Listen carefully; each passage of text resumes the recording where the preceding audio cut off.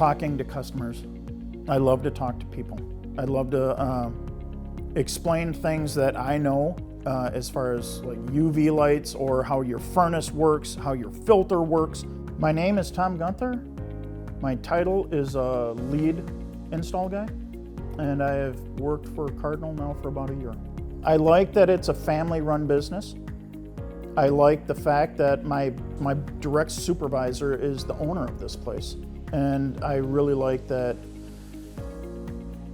the security that he gives you, that he has your back in the field. He was a tradesman before he was a businessman, in my opinion. After listening to Craig and Keith and Rick and kind of understanding their vision on where they want to go in the future, that's where I want to be.